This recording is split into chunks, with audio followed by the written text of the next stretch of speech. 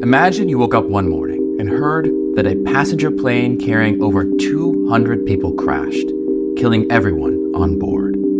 Imagine that this happened again the next day and the next, day after day and year after year.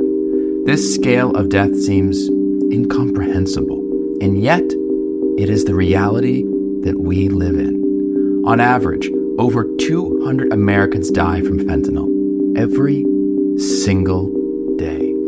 Both political parties have acknowledged that the ultimate source of the fentanyl crisis is the People's Republic of China, which produces over 97% of fentanyl precursors that fuel the global illicit fentanyl trade. While we knew where fentanyl comes from, until now, we did not know why. The Select Committee's bipartisan investigation has uncovered the answer. It is because the Chinese Communist Party promotes the fentanyl crisis through government programs, protects fentanyl traffickers operating within its borders, and directly benefits from the fentanyl crisis.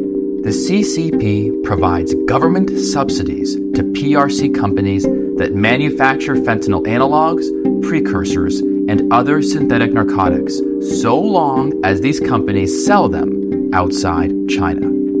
The subsidies come in the form of rebates for the value-added tax, or VAT. The CCP uses VAT rebates to dramatically increase exports from China for other goods. We now know it does the same for illegal synthetic narcotics. And we know these subsidies work. In bulk data analysis of PRC company online sales, we found that PRC companies sold subsidized narcotics at up to a 10 times greater rate. The CCP has had this program in place since at least 2018. At that time, they subsidized at least 17 illegal synthetic narcotics that are Schedule I controlled substances, including 14 deadly fentanyl analogs. These drugs have no known legal use worldwide, with many banned by UN treaty. One narcotic, 3-methylfentanyl, is incredibly lethal, up to 6,000 times stronger than morphine, and has reportedly been used as a chemical weapon.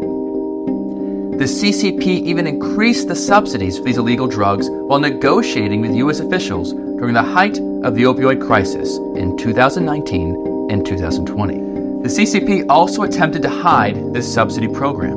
In 2019, when the book Fentanyl Inc. first reported on the potential existence of subsidies, the CCP scrubbed the internet of nearly any evidence of the program. The program, however, continued. The Select Committee found a PRC government website detailing the CCP's subsidies for the export of all fentanyl types, as well as other synthetic drugs with the maximum rebate. These drugs are illegal to produce in China, meaning that the CCP is currently sponsoring a criminal act under its own laws that subsidizes the death and addiction of Americans.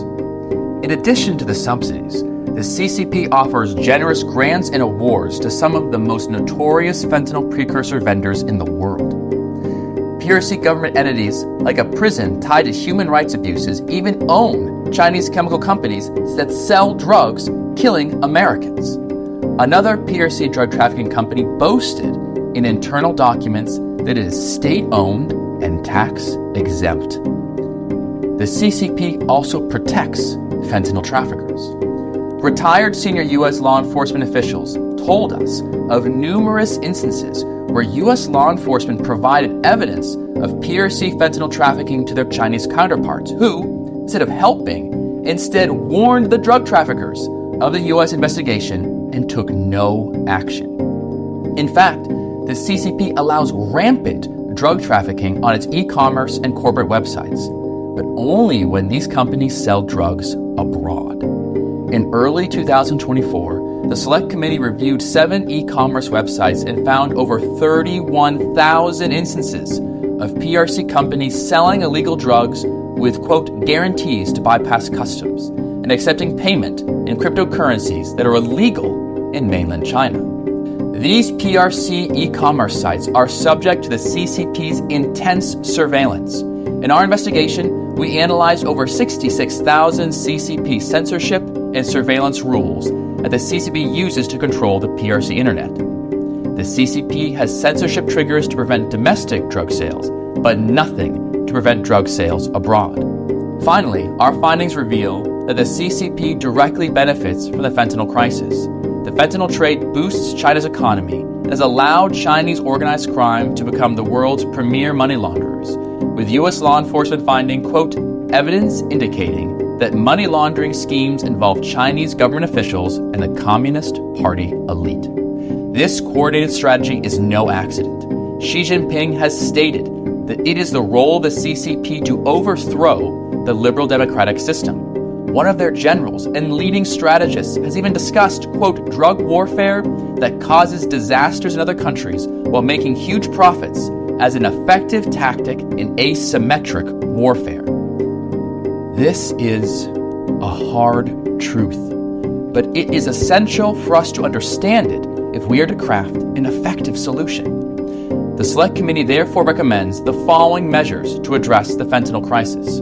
First, we must exploit the illicit fentanyl trade's Achilles heel. Chinese companies, banks, and transshippers fueling this crisis also rely on legitimate commerce to be profitable, making them uniquely vulnerable to U.S. economic tools like sanctions. These companies, including Chinese banks and their CCP backers who enable the fentanyl crisis, must choose. They can be part of the global economic system or the illicit fentanyl trade, not both. We must also align all aspects of national power, combining our law enforcement, intelligence, economic, trade, and diplomatic authorities under a new and nimble counter-opioids joint task force that uses streamlined processes to target en masse the weak points in the fentanyl supply chain. Congress must also eliminate trade and customs loopholes, like the de minimis exception that facilitates fentanyl trafficking. We must crack down on PRC payment processors who ignore money laundering in their platforms, and we must penalize PRC companies from shipping to e-commerce who participate in this heinous trade. And we must take these decisive actions now. In so doing, we will honor the fallen and their loved ones and protect Americans from the dangers of fentanyl.